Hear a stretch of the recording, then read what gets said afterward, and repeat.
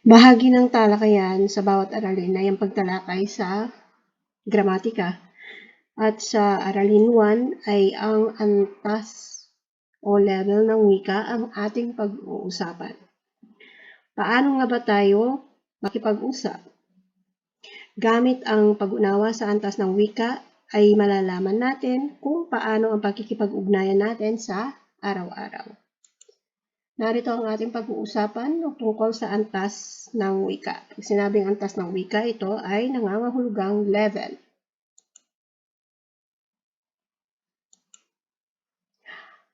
Ang wika ay nahahati sa iba't ibang kategorya sa antas na ginagamit ng tao batay sa kanyang pagkatao. Maliban pa doon, sa lipunang kanyang ginagalawan, lugar na tinitirhan, maaaring kinalakihan, batay sa panahon, sa katayuan ng buhay, at sa okasyong dinadaluhan.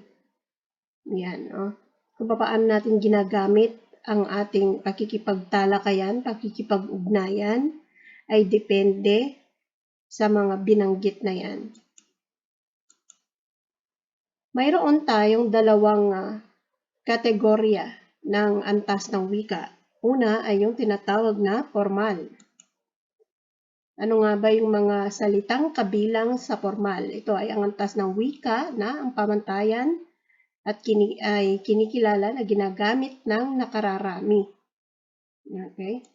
So, ano ang mga kabilang sa formal? Una ay ang pampanitikan o panretorika.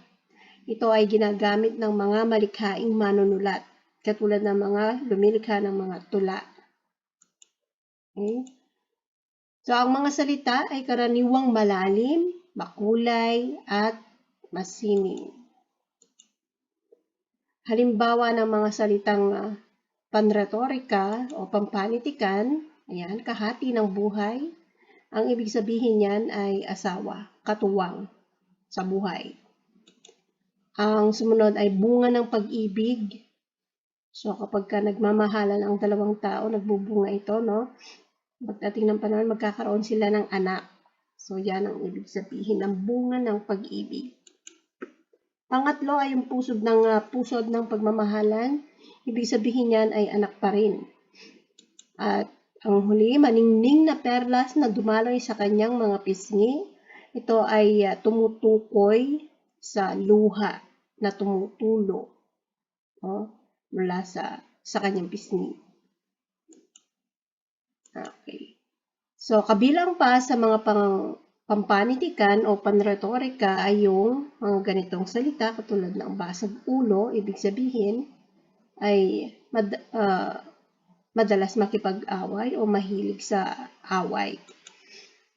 Kabiyak ng dibdib, asawa. Mababaw ang luha, ibig sabihin madali siyang maiyak. Bukas palad, ibig sabihin handang tumulong. Ito yung mga taong matulungin. Yan ang mga kabilang na mga salita sa pampanitikan o panretorika. Sa ilalim pa rin ng mga formal na salita ay kabilang ang mga salitang pambansa. Ano nga ba yung mga salitang kabilang sa antas na ito sa pambansa? Ito ay ginagamit ng karaniwang manunulat sa mga libro, mababasa ang mga ito, at pambalarila para sa paaralan at sa pamahalaan. Bakit ganito mga salita ang ginagamit? Upang lubos na maunawaan ang mga paliwanag sa ating mga binabasa. Ang mga salitang ito ay katulad ng asawa, anak, tahanan, ina, ama, bayan, buhay, mahal, pag-ibig, manalangin, kaarawan, at ang mga katapat pang mga salita ng mga yan ay kabilang sa pambansa.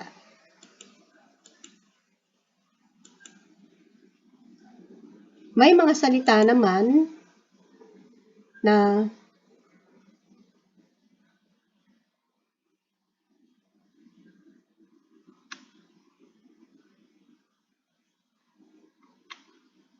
may mga salita naman na hindi pangkaraniwang ginagamit, no?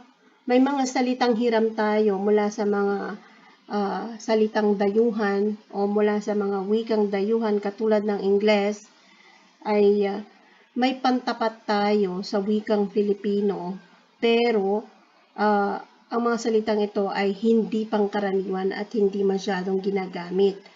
Ang mas ginagamit natin ay ang mga salitang hiram na mismo, pero may katapat sila sa wikang Filipino, katulad ng salitang pantablay. Ano ang ibig sabihin ng salitang pantablay? Ang ibig sabihin nito ay charger. No? Sipnayan naman, ang ibig sabihin yan ay matematika, math. Ang miktinig naman ay mikropono. No? Ang katapat niya talaga sa atin ay miktinig. Ang mikropono ay salitang hiram pa rin mula sa wikang Kastila. Salipawpaw, ang ibig sabihin nito ay eroplano. No? Lumang salita ang salipawpaw. Agham ay science, no? Siyensya. Pook, sapot, ito yung tinatawag na website. Okay, pook, site, sapot, web. So, pook, sapot, website. Sulatroniko, ito yung email, no? Salumpwit, ito yung upuan, bangko, silya. Okay? At marami pa tayong mga iba pang salita na may katapat tayo may pantapat tayo sa wikang Filipino, katulad ng salitang headset. Sa Filipino, ang katapat nito ay pang-ulong hatinig. Sa headset yon. Okay? At ang menstrual period ay tinatawag naman na karumlan. Okay? Sa karpintero naman, may pantapat tayo dyan. Kasi ang karpintero, hiram na salita yan mula sa wikang Kastila ulit, o wikang Espanyol. Ang salitang anluwagi, karpintero yon. Okay? Duyog naman ay sa eclipse. Biology ay ang pantapat natin ay haynayan. No? At ang amplifier, ano, yung parang control panel para sa sa tunog, ay panghibayo ang kanyang katapat. At marami pang iba, no? Pero ang mga ito ay kabilang sa mga salitang hindi pangkaraniwan, sapagkat ang mga salitang yan ay hindi natin ginagamit. Mas ginagamit natin ang mga wikang hiram galing mismo sa wikang Ingles. Okay? So, ang ikalawang kategorya ay yung informal. Ito ay ang antas ng wika na karaniwan, palasak, pang-araw-araw at madalas gamitin sa pakikipag-usap natin sa ating kapwa. Under dito sa informal, lalawiganin, ito yung mga salita na ginagamit ng mga tao sa partikular na pook o lalawigan o lugar, no? Makikilala ito sa kakaibang tono o punto. Pag sinabing partikular na lugar, ay ito yung kung saan tayo naninirahan, at yun ang wikang ginagamit o dialektong ginagamit natin sa pakikipag-usap. Okay, so halimbawa, papanaw ka na, no? Pag sa ating mga Tagalog, pag sinabing papanaw ka na, medyo hindi magandang pakinggan, sapagkat ang ibig sabihin ng papanaw ka na ay parang mamamatay ka na. Pero sa ibang lalawigan ng papanaw ka na, ang ibig sabihin lang yan ay aalis ka na. Ganun lang kasimple. No? Nakain ka na. So, nakain ka na sa ibang lugar, ibig sabihin yan, kumain ka na. Sa Visayas, buwang, baliw, ang ibig sabihin yan. Ito pa yung mga iba pang salita mula sa iba't ibang lalawigan. Manong, manang, yan ay galing naman sa Ilocos. Pero kilala natin ang mga salitang yan. Kahit mga Tagalog ay ginagamit na rin yan. Inday, bay, sa mga Cebuano, Malago na pintas, Malago Kapampangan na pintas, Ilocano.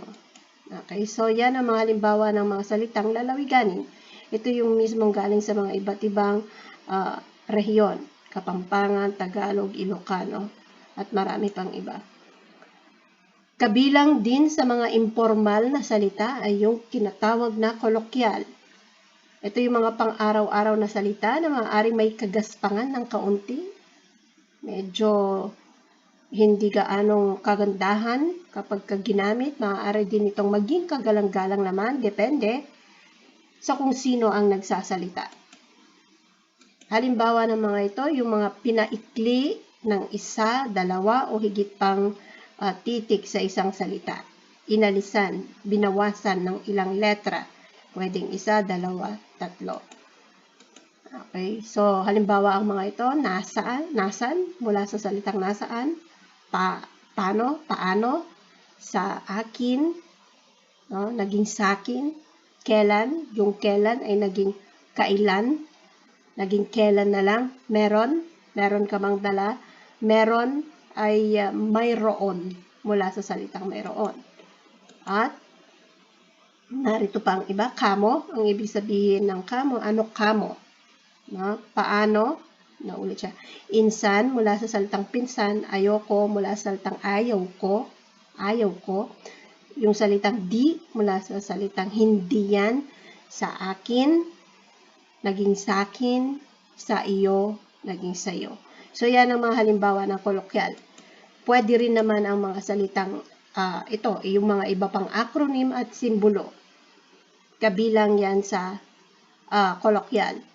Halimbawa, OOTD, outfit of the day, no? Outfit of the day. GGSS, gandang-ganda sa sarili, or gwapong-gwapo, gwapong-gwapo sa sarili.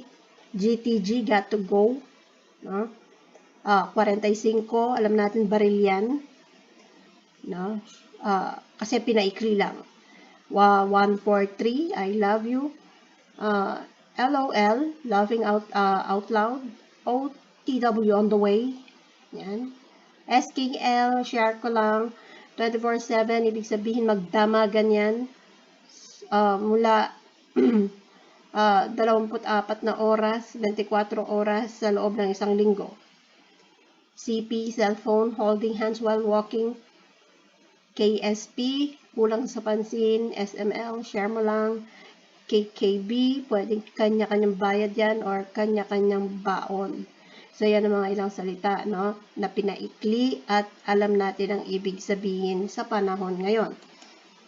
Okay? So, ang pinakamababang pinakamababang antas na kabilang sa mga informal ay yung pangatlo, pabalbal. Sa Ingles, ito yung tinatawag na mga slang words. Nagkakaroon ng sariling codes, mababa ang antas na ito, ikalawa sa antas na bulgar. Okay?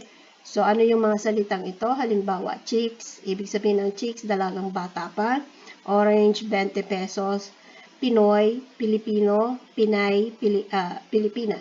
So, kung gagamitin natin yan sa formal, sasabihin natin Pilipino. Pag gagamitin natin siya sa informal, ito ay Pinoy. Okay, so, ito pa, mudra. Ang mudra ay galing sa, sa salitang ina, no? Ang pinakamababang salita niya ay mudra. Yosi, ang yosi, napakababang salita niyan. Ang katumbas niyan ay sigarilyo. Fudra, tatay. Atik, pera. Salapi, no? Walay, ibig sabihin walay, wala. Bading, ibig sabihin niyan ay pangatlong kasarian, ano? Bakla. Okay? At ang iba pang mga salita, chika. Yan, chika, ibig sabihin, chismis. Shota. Okay, ang shota ay, sabi nila ay ito ay galing sa salitang short time, ibig sabihin hindi pang matagalan, so shota. Pero ang katumbas nito sa Filipino, pwedeng nobya, pwedeng kasintahan sa pampanitikan, ano? Okay, sa pambansa. Deadma, ibig sabihin walang pakialam. Jowa, o kasintahan yan. Debot, babae, kosa, kasama, astig. Ibig sabihin yan, matatag, gimmick. Ano? Ang gimmick ay meron silang pinaplanong plano nilang lumabas. Job forms, ibig sabihin maporma. Okay, so yan ang mga bagong salita ngayon. Ito naman, ang iba pa ngayon, ang mga bagong nadagdag, lodi, idol, pet, malupet. Tokhang, ito yung mga bago ngayon. Alam natin ang ibig sabihin ng tokhang. Werpa means netizen. At syempre, at ang pinakabago sa lahat ay walang iba kundi ito, Ito lang ang malakas. Okay, maraming salamat sa inyong pakikinig. Hanggang sa muli.